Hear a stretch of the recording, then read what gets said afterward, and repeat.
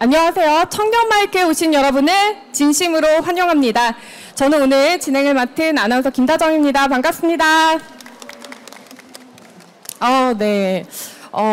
많은 분들이 여기 함께하고 계신데요. 청년 마이크 프로그램 이름에서도 딱 느껴지시죠? 청년 마이크 이 자체가 우리 청년들의 농업, 농촌에 도전하고 또 성공할 수 있도록 돕는 그런 프로그램입니다. 용기와 영감을 여기서 좀 얻어 가셨으면 좋겠는데요. 다양한 청년들의 이야기를 듣고 또 함께 여러분과 소통할 수 있는 시간도 준비를 했습니다. 요즘에 이제 K푸드 인기가 어마어마하잖아요, 진짜. 그중에 우리 농축산물로 만든 K푸드, 해외에서도 이제 정말 많은 사랑을 받고 있다고 하니까 사실 이제 굉장히 요즘 시쳇말로 약간 국뽕이 차오른다 이런 얘기 하잖아요. 네, 공식적인 자리에서 만든 멘트는 아니기 때문에 애국심이 막 느껴지는 그런 게 아닐까 싶은데요.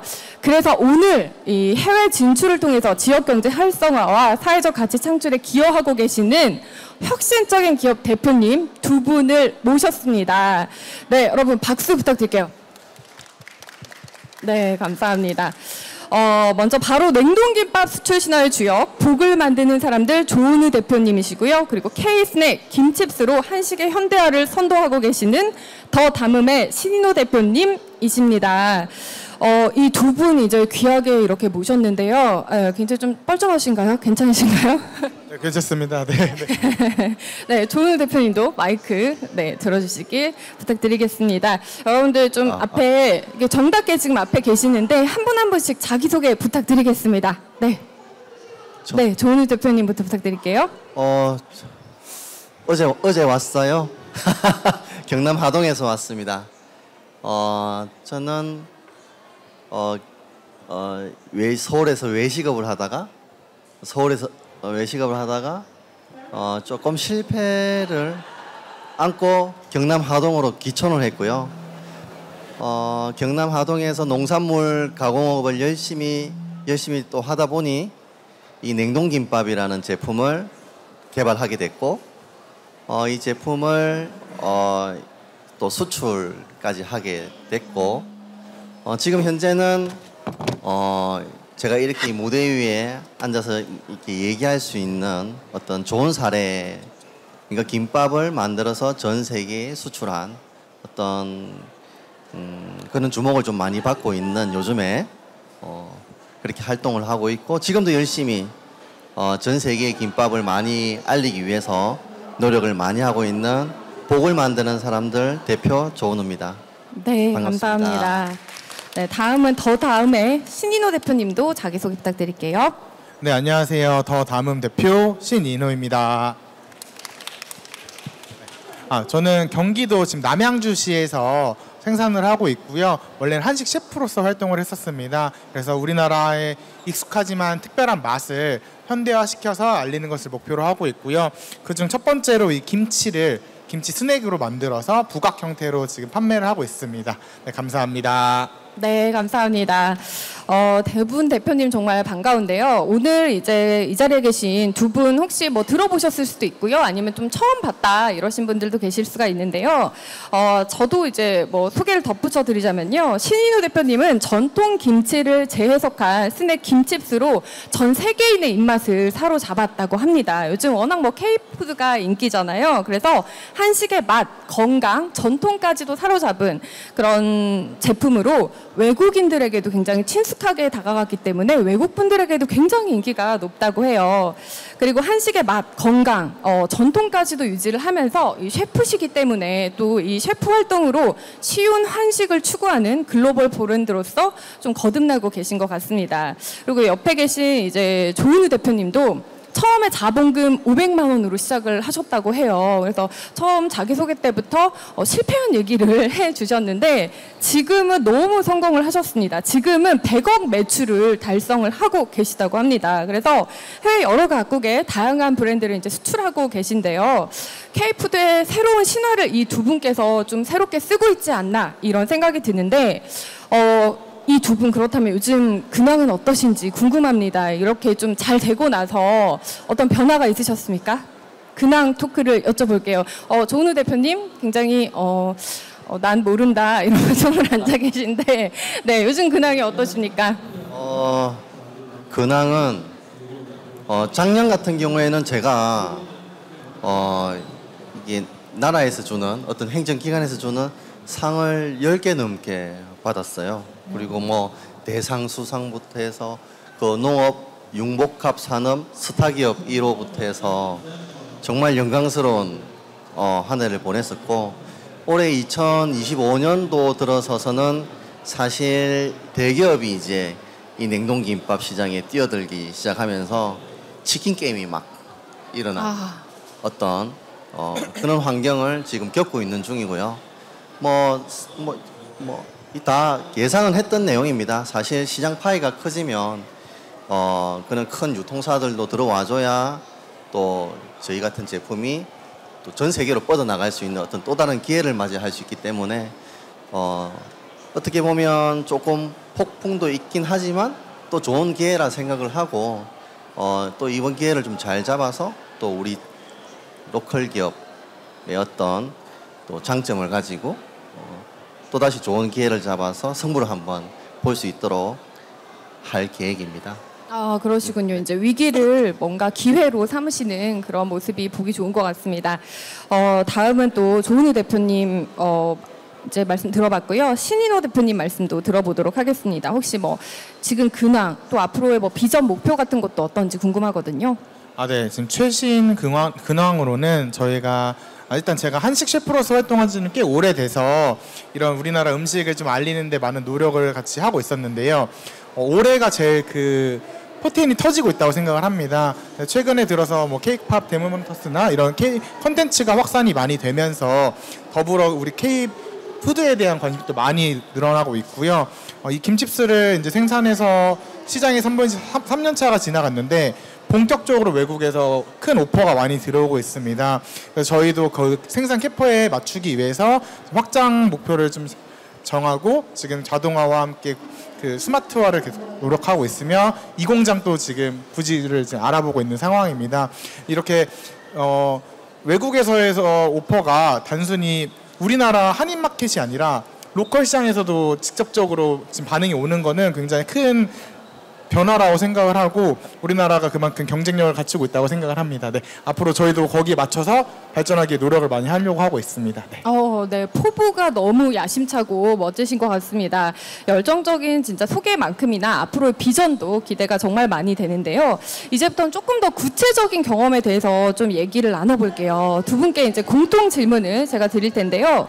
두 분께서 모두 해외 진출을 하셨습니다. 성공을 하셨는데 혹시 처음부터 나는 해외 진출을 해야겠다 이렇게 이제 마음을 먹고 진출을 시작을 하신 건지 아니면 얼떨결에 이제 국내에서 어떻게 하다 보니까 어라 이렇게 해가지고 이제 K-팝이 막 열풍이 오고 이러면서 뭔가 때를 잘 만나서 이렇게 잘 되신 건지 많이들 좀 궁금해 하시거든요. 어떤가요? 네. 전가요? 이번에 그럼 신인호 대표님부터 여쭤볼까요? 네, 알겠습니다. 네, 지금 수출 준비 과정에서 말씀을 하셨는데 저는 실은 처음부터 기획 단계에서 수출을 좀 염두하고 만들었습니다. 아무래도 우리나라 음식을 계속 알리면서 거기에 제일 앞장설 수 있는 게 김치라고 생각을 했는데요. 그 김치를 현장에서 선보이는 데에는 유통 과정 그리고 저장 과정에서의 어려움이 많습니다. 그래서 어떻게 하면 우리나라 김치를 외국인들한테 처음 접하는 사람들한테 더 효과적으로 알릴 수 있을까를 고민을 했고 그걸 문제를 해결하기 위해서 김치 부각이라는 제품을 만들게 되었습니다. 그래서 우리나라 쌀가루와 그리고 김치 국물을 사용해서 가장 한국적인 방법으로 만들게 된 게 김치 부각이었고요. 지금은 이제 3년 정도 국내에서 시장 테스트를 좀 어느 정도 완성을 했다고 생각을 합니다. 그간에 이제 대량 생산하면서 발생하는 품질 문제 그리고 생산 과정에서의 또 QC 같은 것들을 조금씩 보완을 하면서 비로소 이제 수출에 좀 적극적으로 좀 뛰어들 수 있는 준비가 되어 있는 상황입니다. 네. 그렇군요. 그렇다면 조은우 대표님도 또 한 말씀 부탁드립니다. 네, 이 사회적 가치라고 해야 되나? 그러니까 뭐 대기업 여러 기업들이 많이 있겠지만 사실 모든 기업이 이윤을 목적으로 하는 건 맞아요. 제일 중요하고. 네, 당연하죠. 네. 제일 중요한데 그래도 또 우리가 또 사회적 가치는 또 잘 이끌어야 된다고 그게 기업의 어떤 역할이라고 생각을 합니다. 그래서 각 환경에 맞춰서 각 기업들이 역할을 하는데 저희처럼 농촌에 있는 작은 로컬 기업들은 경제적인 어떤 사회적인 기여를 어떤 부분에서 해야 되냐면 지역 농산물을 많이 써야 된다고 생각을 하고요. 그리고 지역민들을 고용을 잘 해야 된다고 생각합니다. 그게 이제 저희 로컬 기업이 할 수 있는 최고의 역할이라고 생각을 하고 그런 가치관을 가지고 기업을 운영을 하다 보니 농산물을 많이 써야 되는데 사실 농산물을 많이 써서 좋은 제품들을 만들어야 되는 것도 저희 몫이지만 이미 좋은 제품들은 만두라든지 그리고 대중성에 있는 제품들은 이미 대기업들이 다 포진을 하고 있는 상태입니다. 그래서 그런 제품들 사람들이 좋아할 만한 제품들을 만들려고 하니 사실 우리 농산물을 활용을 해서 한계가 있고 그런 고민들을 많이 하고 지내고 있습니다. 물론 대표님도 마찬가지시겠지만 그래서 언뜻 그런 고민을 하면서 사업을 영위를 하고 있는데 제가 온라인 기사를 한번 본 적이 있습니다. AT 유통공사의 2018년도 19년도에 아마 나왔던 언론 내용이었던 것 같아요. 일본의 오사카 지사, AT 유통공사 오사카 지사에서 보도 자료를 냈는데 일본의 무인양품이라는 어떤 기업에서 우리 한국식 김밥을 코리안 스타일 스시롤이라는 이름을 붙여서 판매를 하고 있다. 좀 의아했습니다. 보고 야, 일본 사람이 우리 한국식 김밥을 만들어 팔았는데 불티가 나게 팔려?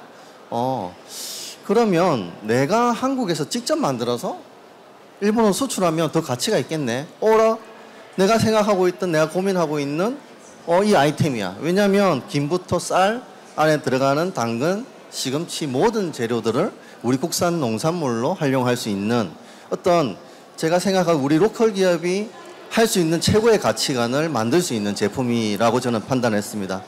그래서 2020년 공장을 상상력만으로 지었습니다. 김밥 공장을. 냉동김밥 공장이 없었죠. 왜냐하면 냉동김밥이라는 자체가 없었으니까. 그 공장을 짓고 마침 또 코로나였죠. 상당히 개척을 하는데 힘이 들었던 어떤 그런 과정은 있었습니다. 한 2년 정도 냉동김밥을 먼저 국내에 알려야 되겠다 해서 많은 노력을 했어요. 사실 뭐 이런 자리 또는 어디 발표를 하는 자리에 제가 했던 행동들은 전자레인지와 늘 냉동김밥이 담겨있는 스티로폼 박스 제 몸에 붙어 있었습니다. 전자레인지 사실 굉장히 무거울 텐데 네. 항상 들고 다니셨던 거예요? 들고 항상 다녔고 그때 또 마스크도 쓰고 있었잖아요. 아, 그렇죠. 힘들었죠. 한여름에 그거 전자레인지 들고 마스크 쓰고 다니면 땀 뻘뻘 흘리고 참 없어 보입니다. 아니요. 근데 그렇게 고생을 하신 만큼 또 지금 성과가 있으니까 얼마나 또 다행입니까? 네, 맞습니다. 그렇게 한 2년 정도 국내에서 먼저 냉동김밥을 알리자고 상당히 많이 노력을 했지만 제가 그때 한계를 느꼈던 부분이 국내에는 이거 팔 수가 없다. 왜냐하면 이미 편의점 시장에는 김밥이 많고 그리고 김밥 천국부터 해서 오프라인 시장에 김밥이 너무 많은데 이 냉동김밥을 왜 굳이 사람들이 사 먹을까? 그리고 냉장김밥보다 또 비싸요. 얼르다 보니까.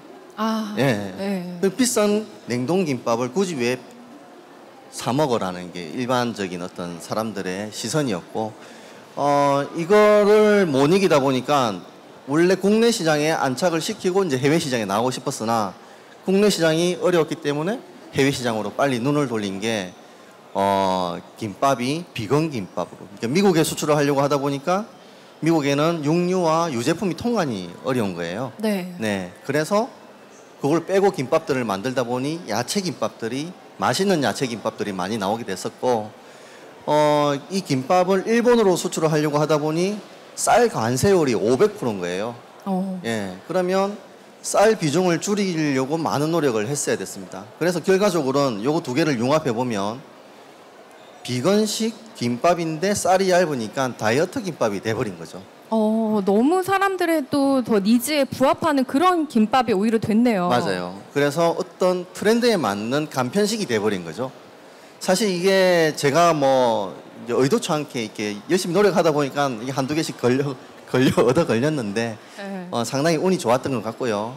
어떤 이런 트렌드에 맞는 간편식이 비건식이 되고 하다 보니 이제 국내에서 인기가 많아졌습니다. 오히려 역으로 이제 국내에서 그 이후에 인기가 많아진 것 같아요. 사실 네. 이제 김밥이 굉장히 인기고 간편식이고 너무 좋은 식품인데 사실 뭐 밥 먹었을 때 할 때 우리나라 한국 사람들은 또 뜨뜻한 따신 밥 한 끼를 많이 생각을 하다 보니까 김밥 먹었어? 이러면은 조금 불쌍하게 보는 경향도 있어요. 김밥 먹었어? 그러면 아, 김밥으로 때웠네 이렇게 생각을 하는데 사실은 그렇지 않습니다. 영양소가 또 굉장히 많이 풍부하게 들어가 있잖아요. 그리고 요즘에는 또 다이어트식으로 해서 건강에 관심이 있다 보니까 밥이 없는 그런 김밥도 굉장히 인기를 얻고 있는데 미리 조금 주도를 하셨던 것 같습니다. 뭔가 트렌드를. 네. 그러면 저희 또 오래 기다리셨는데 네, 김치스의 얘기를 또 들어봐야겠습니다. 김치스 같은 경우는 이제 수출을 염두에 두고 하다 보니까 특별히 좀 거기에 신경을 쓰신 부분이 있으실 것 같아요. 어떤 걸 신경 쓰셨나요? 일단 제가 제품 개발 단계에서 생각했던 거는 단순히 김치보다는 좀 더 간편하게 즐길 수 있는 간편성이었는데요. 실제로 사업을 운영할 때 제가 셰프다 보니까 그런 식품 관련된 정보가 별로 없었습니다. 근데 이제 수출을 준비하려고 하다 보니 크게는 제가 3가지에 좀 봉착을 했는데 첫 번째는 품질 안정성이었습니다. 제가 김치를 유통하고 저장하는 것도 어렵지만 생산을 하기 위해서 또 김치를 만들어야 되잖아요. 그거에 대한 품질 유지가 굉장히 어려웠는데 그거를 3년 동안 하면서 계절별로도 달라지고 이 온도나 그 날씨에 따라서 굉장히 많이 영향을 받더라고요. 그런 것들을 좀 조정하기 위해서 뭐 온도 조건이라던가 그리고 생산 조건을 좀 많이 조절했었고 최종적으로는 김치에 종균이라는 걸 도입을 해서 좀 더 안정적인 발효를 할 수 있게끔 지금 준비를 하고 있습니다. 그리고 두 번째로 좀 어려웠던 부분은 생각보다 물류비가 굉장하더라고요. 저희가 이 무게가 한 봉지에 50g도 안 합니다. 근데 이거를 그 컨테이너에 실어서 보내려고 했더니 배보다 배꼽이 커지는 경우가 발생을 하는 거예요. 과연 그럼 이거에서 어떻게 살아남아야 될까라는 생각을 했을 때 물류를 최적화시켜야겠다. 그래서 그 한 컨테이너에 저희가 태울 수 있는 박스는 한계가 있잖아요. 그러면 이 박스를 어떻게 해서 최적화시켜서 최대한 높게 그리고 그 빈공 없이 채워야 될까 이거를 되게 연구를 많이 했고 또 그 높게 적재하다 보니까 박스가 또 내구성이 또 있어야 되더라고요. 네. 그런 것들 그리고 또 온습도에서도 랩핑이 되어 있지만 습도가 또 너무 높거나 더운 구간을 지나갈 때 내가 무너지지 않게끔 하기 위해서 뭐 이런 것들 물류 의존과 물류비에 대해서 좀 고민을 많이 했었습니다. 네, 마치 이렇게 쌓을 때 테트리스 쌓는 것처럼 네, 맞습니다. 굉장히 네. 신경을 많이 쓰셨을 것 같아요. 맞습니다. 네. 그리고 마지막은 저희가 국내에서도 아직 조금 해결 과제로 남아 있는데 결국에는 가격 경쟁력이었습니다.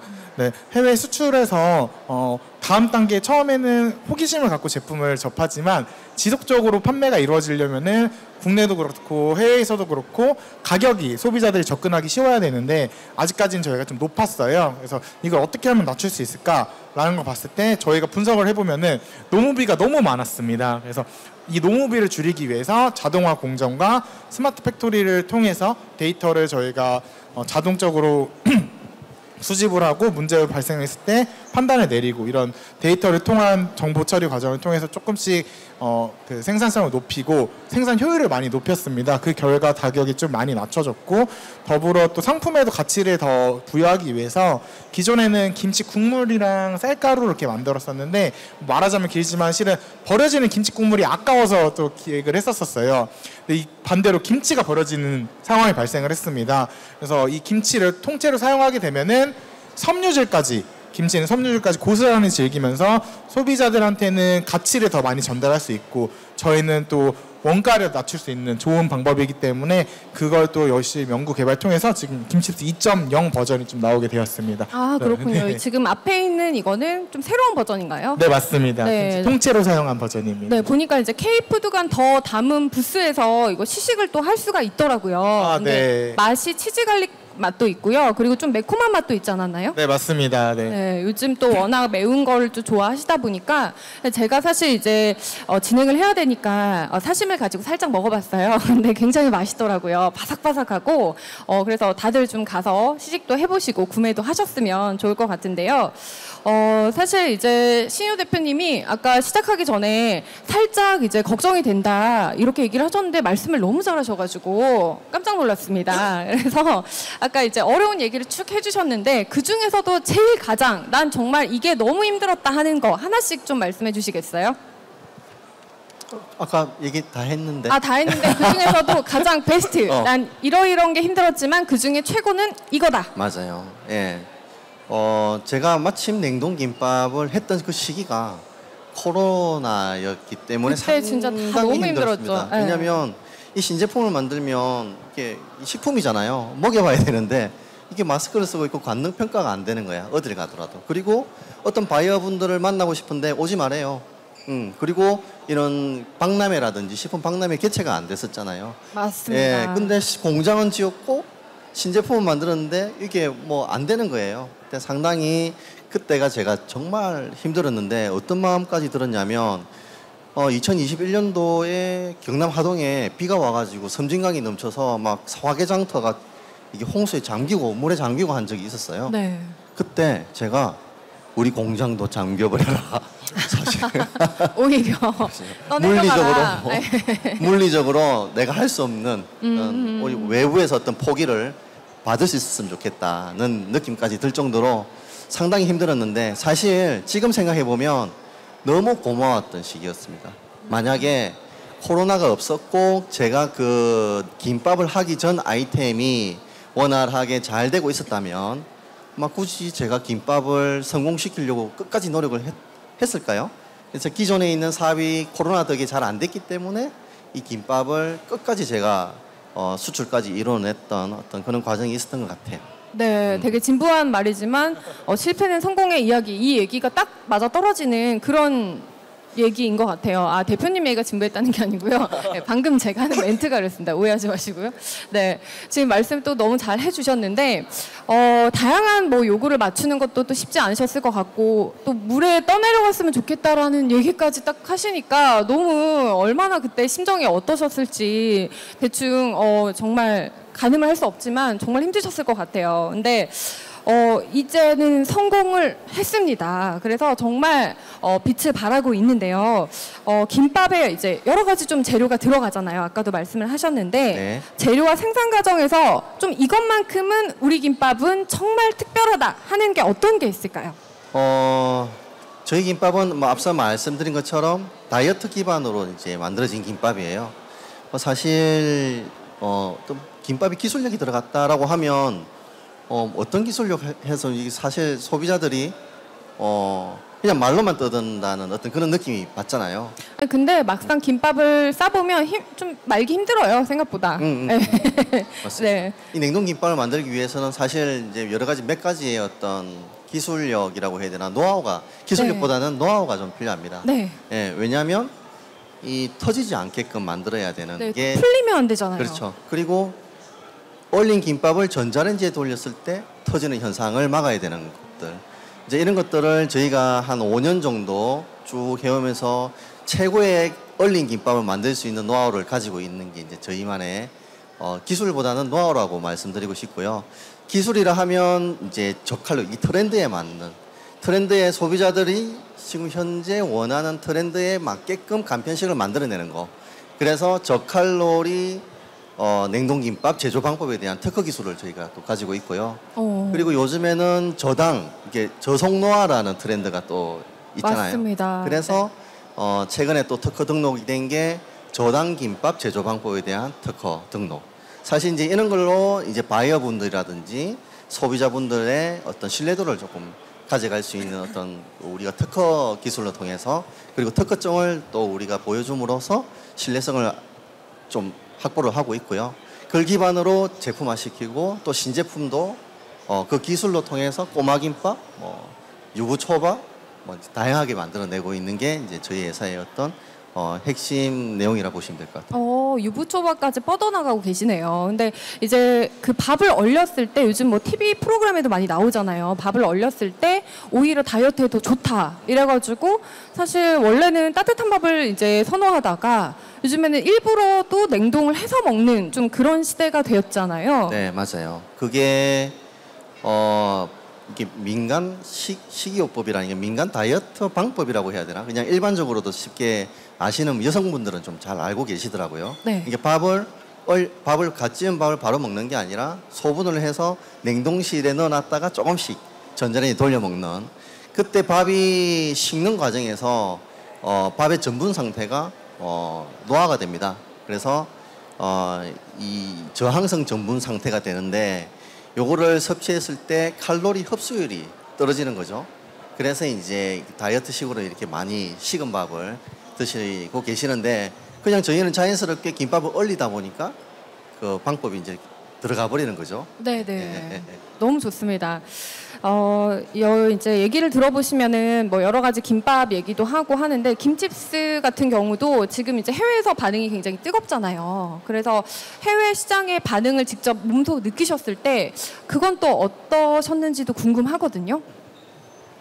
일단 저희가 해외 수출은 지금 테스트베드 형태로 많이 진행되고 있었는데 아까 말씀드렸다시피 그 전까지는 다 한인마트 위주였어요. 제외 국민들 위주로 진행되고 있었던 바이어들이 많이 접촉을 했었는데 이제는 정말 로컬 시장에 진입하기 위한 바이어들이 많이 저희한테 요청을 하고 있습니다. 그래서 중국에서도 샘스마켓이라는 큰 업체 그리고 미국에서도 코스트코나 트레이더스 이런 데에서 저희한테 직접적으로 좀 바이어가 아닌 그 MD들이 직접 연락이 올 때도 있고요.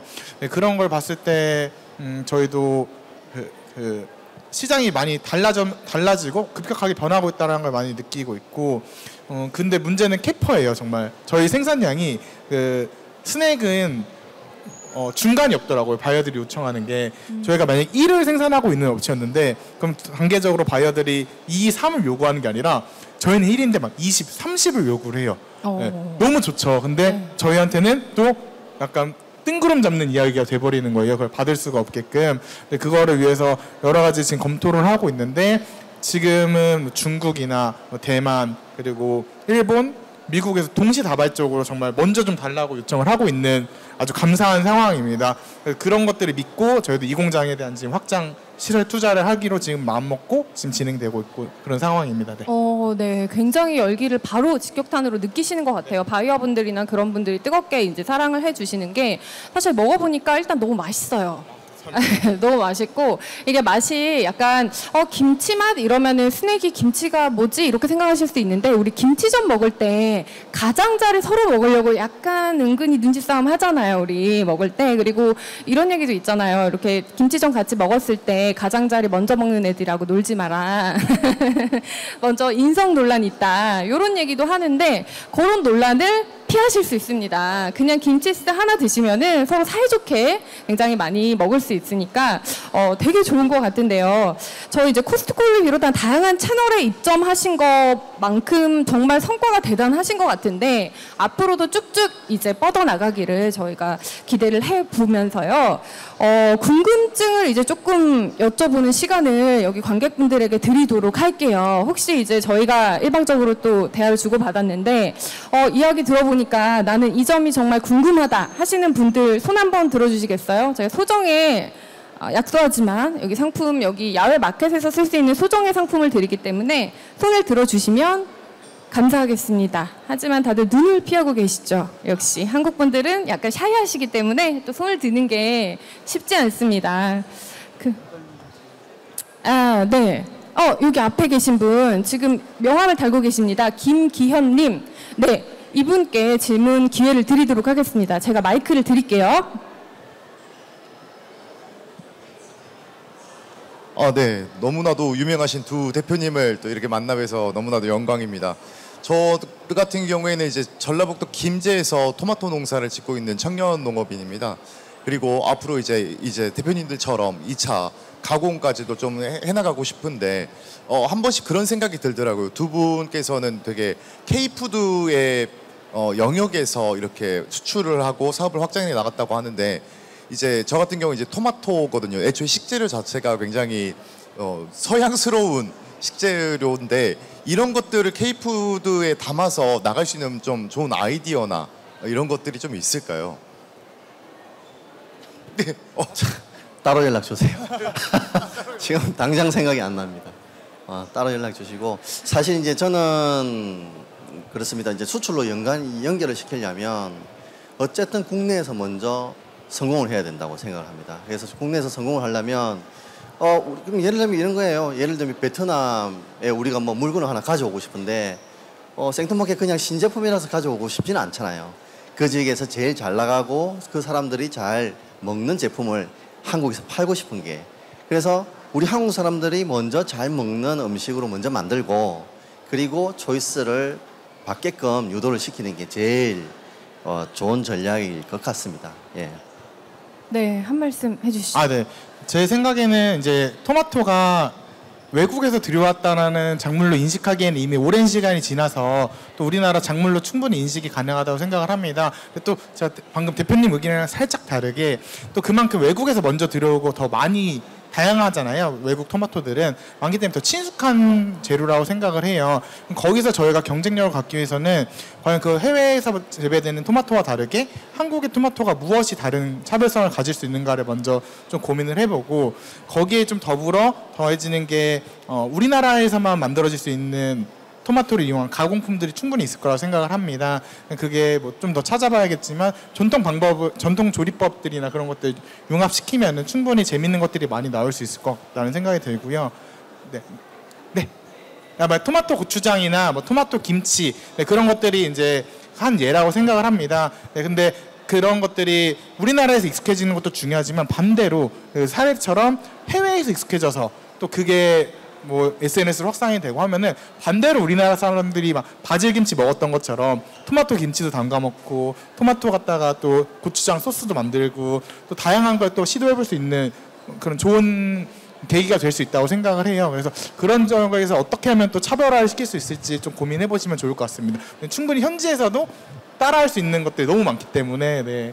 네. 토마토 고추장 정말 좋은 아이디어 주셨습니다. 네, 좋은 것 같고요.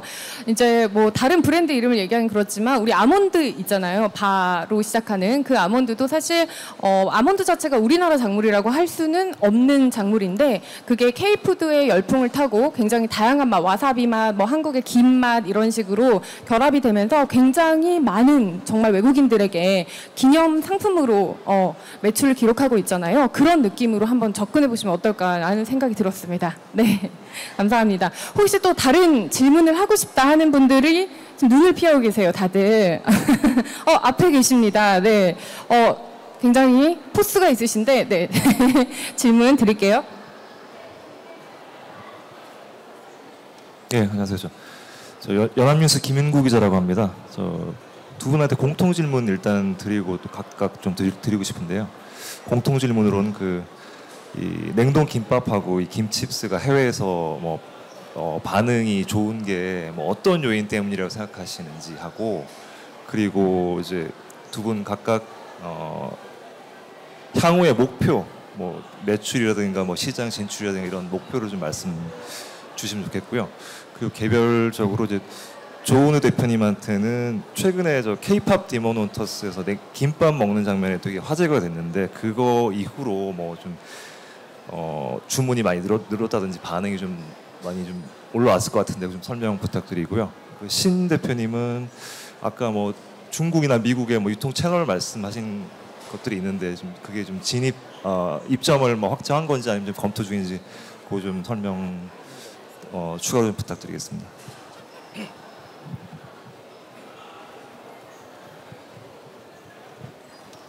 사실 데몬 헌터스 뭐 여러 가지 어떤 저기 챌린지도 많이 일어나고 하고 있는데 사실 그 부분이 있다고 해서 막 발주량이 늘고 그러진 않습니다. 사실 그렇게는 피부로 느끼고 있는 상태는 아니고요. 그게 영향이 받는다면 이제 냉동김밥을 만드는 대기업들, 상장된 대기업들이 약간 주식이 살짝 올라가는 어떤 그런 부분이 영향은 좀 있는 것 같고요. 사실 시장 개척은 꾸준히 천천히 일어나고 있는 것 같고, 이 김밥이 해외에서 먹혔다. 제가 처음으로 이렇게 시작해봤던 어떤 경험자로서 사실 김밥은 이 어떤 이슈화가 되기 전에는 사실 기피를 많이 했던 음식이에요. 스시로 인식을 하고 있었고 김밥이라는 단어 자체도 해외 사람들은 몰랐던 간편식이었습니다. 하지만 아주 운이 좋게도 저희가 미국의 마켓을 참 잘 만났다고 생각을 합니다. 만약에 이 김밥이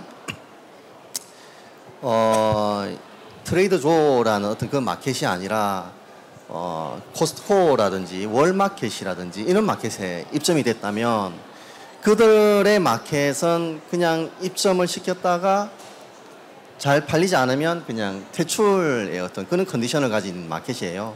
하지만 트레이더조 이 마켓은 상당히 재미있는 마켓입니다.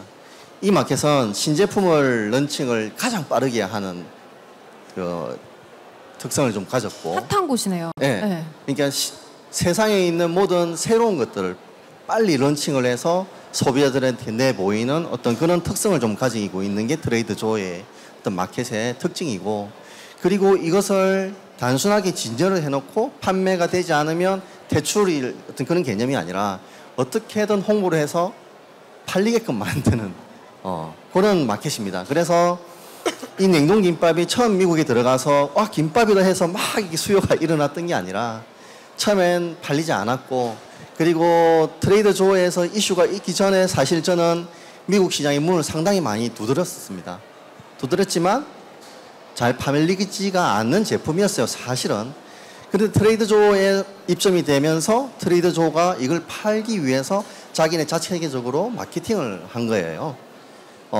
여기는 새로운 제품을 런칭을 빨리 해서 소비자들한테 알리는 어떤 그런 전략이 있는 마켓이기 때문에 소비자들도 새로운 걸 찾으려고 하는 소비자들이 많은 거지. 그러면 결국은 그 소비자들은 이 새로운 제품을 사서 또다시 SNS나 이렇게 업로드를 하는 어떤 그런 선순환 구조가 일어나는 거예요. 그러니까 트레이더조에서 신제품이라고 언박싱 마케팅을 하고, 그러면 그걸 본 트레이더조의 소비자들은 그 제품을 사서 다시 이걸 먹으면서 챌린지화 시키면서, 이게 트레이더조의 특수한 소비층들이 이걸 먹고 마케팅을 하고 챌린지화 되면서 이게 인기가 좋아진 계기가 됐던 거죠. 김밥이 막 맛있어서 너무 먹고 싶어서 이게 된 게 아니라 어떻게 보면 이 챌린지화 되면서 활성화된 게 정말 운이 좋았던 케이스였던 것 같고요. 그래서 지금 생각해 보면 지금 K 문화들이 지금 해외에서 너무나 인기가 좋은 컨디션이잖아요.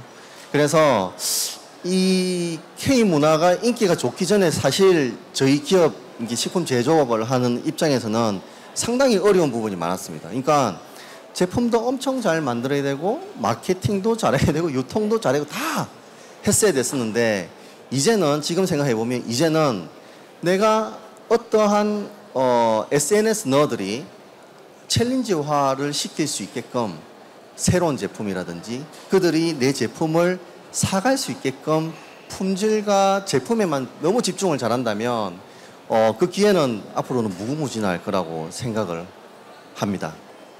열심히 하겠습니다. 네, 기자분이셔서 그런지 굉장히 수준 있는 질문을 해주셨어요. 네, 답변이 되셨을지 모르겠는데 우리 신현호 대표님도 답변 부탁드립니다. 네, 첫 번째 질문에 대해서 답변하자면은, 첫 번째 질문이 어떻게 이제 최근에 K푸드가 확산이 됐다고 생각하는지, 그게 또 어떤 영향을 받았는지가 첫 번째 질문이셨죠.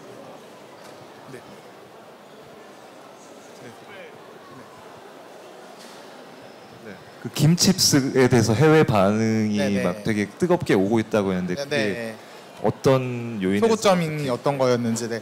일단 그 소고점에 대해서도 저희도 한참 고민을 많이 했었었는데요. 저희 국내에서 소고점으로 잡았던 거는 그 김치의 간편성과 함께 그 국내산 쌀에 사용하는 우리나라 부각조리법이 활용된 게 소고점이 아닐까라는 생각을 많이 했었습니다. 실제로 지금 해외 바이어들한테 문의를 했을 때 다수의 공통적인 의견은 김치라는 키워드였습니다. 네, 그 김치라는 키워드가 다른 타사 제품들처럼 김치 맛을 흉내낸 것이 아니라 진짜로 발효 과정을 거쳐서 만들어진 그 발효 특유의 산미와 맛 때문에 저희 과가 소고점이 있어서 계속 접촉을 한다고 얘기를 하고 있고, 실제로 바이어들 중에서는 발빠르게 또 카피 제품을 만들려고 노력도 많이 하신다고 직접적으로 많이도 하시는데, 그걸 하다가 실패하셨다는 분도 많이 드시고, 조은호 대표님께서 5년 동안 이렇게 갈고 닦으신 것처럼 저희도 지난 3년 반 동안 그런 노하우를 정립하는데 굉장히 심혈을 많이 기울였거든요. 그래서 그게 또 저희의 경쟁력이 되지 않았나 생각이 듭니다. 그래서 그런 것들 때문에 이렇게 많이 알아주시고, 더불어 최근에 K-팝이나 K 컨텐츠들의 확산으로 인해서 그전에는 김치라는 게 단순히 그냥 우리나라 뭐 음식에 조그맣게 지나지 않았었지만 그런 문화 확산을 통해서 우리나라의 음식에 대해서 제일 관심을 많이 갖게 됐을 때 첫 번째로 키워드로 나타나는 게 김치일 수밖에 없어요. 제일 우리나라에서 홍보를 많이 하고 있고 실제로.